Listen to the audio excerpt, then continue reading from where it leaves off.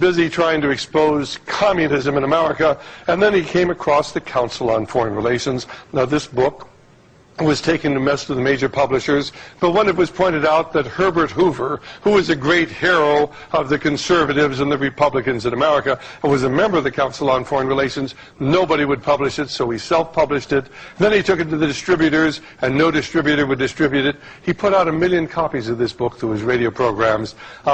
But an interesting study in thought control is to try to go to your libraries today and get a copy of Dan Smoot's book, The Invisible Government, and you'll get a book about the CIA, because they published another book called The Invisible Government by the same title. So when you ask for The Invisible Government, you got it, but of course you didn't find out about the real invisible government, the Council on Foreign Relations.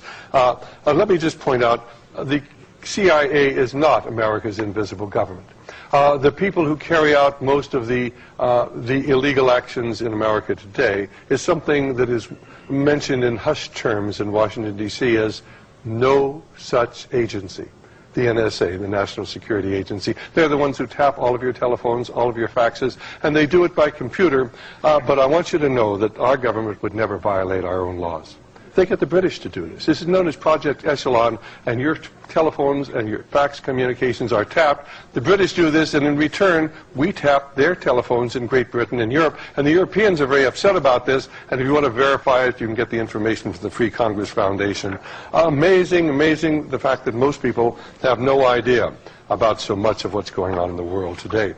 But of course, the most important book was written in 1966, and it was called Tragedy and Hope, A History of the World in Our Time. And it was written by Professor Carroll Quigley, who was Bill Clinton's mentor when Bill Clinton attended Georgetown University in 1966, at the same time that this book was actually published.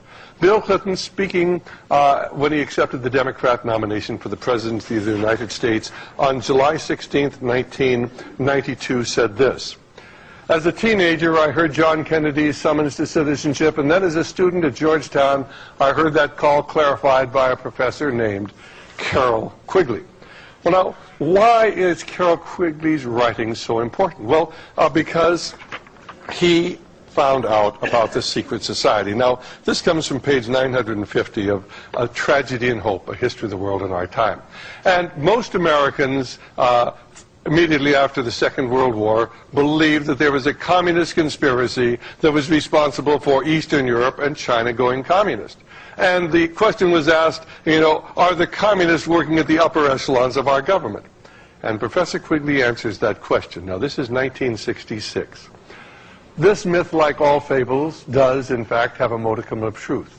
There does exist, and has existed for a generation, an international Anglophile network which operates to some extent in the way the radical right believes the communists act. In fact, this network, which may be identified as the Round Table groups, has no aversion to cooperating with the communists or any other group, and frequently does so.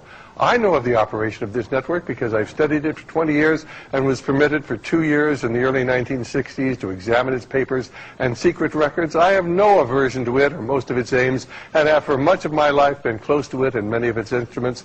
I've objected both in the past and recently to a few of its policies, but in general my chief difference of opinion is it wishes to remain unknown. And I believe its role in history is significant enough to be known. And then, of course, he goes on to explain the joke. And we'll just get down here to the lower part of here. There is, however, a considerable degree of truth behind the joke, a truth which reflects a very real power structure. It's this power structure which the radical right in the United States has been attacking for years in the belief they're attacking the communists. This is particularly true when these attacks are directed, as they so frequently are, at Harvard socialism or at left-wing newspapers like the New York Times and the Washington Post, or at foundations and their dependent establishments. And what he's saying is, they've been putting you on all this time, fellas. This isn't the communists. This is the power elite who are doing these things. Then, of course, he went on to discuss what was happening as far as our electoral process. And, of course, he went on basically to say this: the chief problem of American political life for a long time has been how to make two congressional parties more national and international. The argument that the two parties should represent opposed ideas and policies, one perhaps of the right and the other of the left, is a foolish idea acceptable only to doctrinaire and academic thinkers. Instead, the two parties should be almost identical, so the American people can throw the rascals out at any election without leading to any profound or extensive shifts in policy. So you go to the polls every 4 years and you vote for the candidate of their choice. Now, in 1966, when this book was published, Bill Clinton was at Georgetown University, or shortly thereafter. Anyway, this is what Professor Quigley was talking about: wars. The rather naive American idea, and this comes from page, let's see, 1201.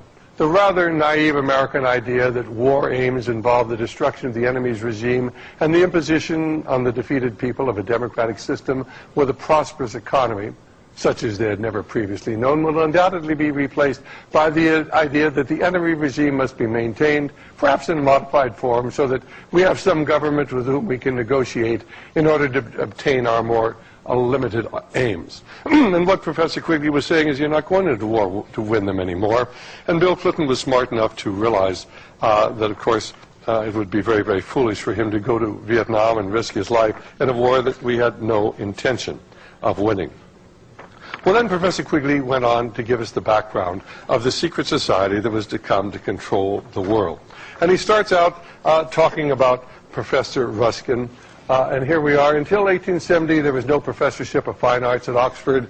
But in that year, thanks to the Slade bequest, John Ruskin was named to such a chair. He hit Oxford like an earthquake. Not so much because he talked about fine arts, but because he talked also about the empire and England's downtrodden masses, and above all, because he talked about all three of these things as moral issues. And then let's get down to this level here.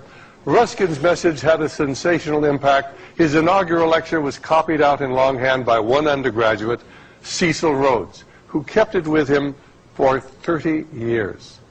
Rhodes feverishly exploited the diamond and gold fields of South Africa, rose to be Prime Minister of the Cape Colony, contributed money to political parties, controlled parliamentary seats both in England and South Africa, and sought to win a strip of British territory across Africa from the Cape of Good Hope to Egypt, and to join these two extremes together with a telegraph line and ultimately with the Cape to Cairo Railway.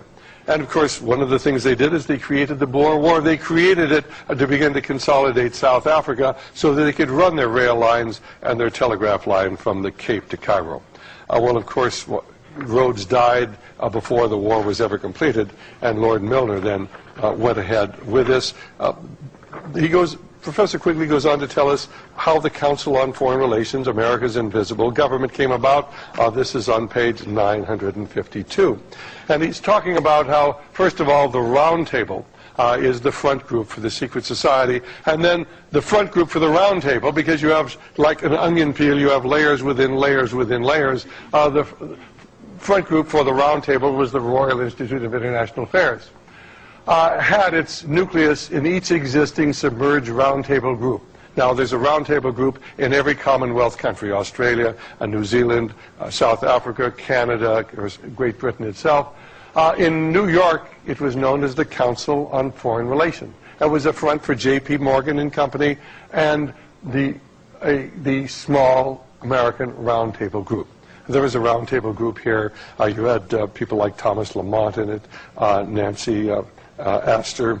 You had people here like Walter Lippmann, the great commentator. He was a great commentator because he was part of the secret society, and they pushed him as the great pundit who everybody would have to listen to. So the Council on Foreign Relations became America's invisible government, and the fact that most people don't realize that simply shows how powerful they are. They today control both the liberal and conservative media. They control all of our television networks. They control most of our major magazines. They control publication. They control distribution of books. They control what the American people think.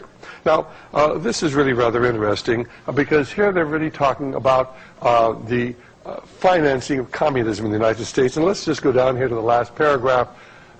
Who finances the communists in the United States? The last paragraph at the bottom. The chief evidence, however, can be found in the files of HUAC, the House Un-American Activities Committee, which shows that Thomas Lamont, and he is a senior partner in J.P. Morgan and Company, his wife Flora, and his son Corliss, as sponsors and financial agents, angels of almost a score of extreme left organizations, including the Communist Party itself. Do you really think the communists in Russia have enough money to fund the Communist Party? Oh, they may have been sending some money over, but most of the money, of course, was coming from the great financiers in the United States, because we had to have it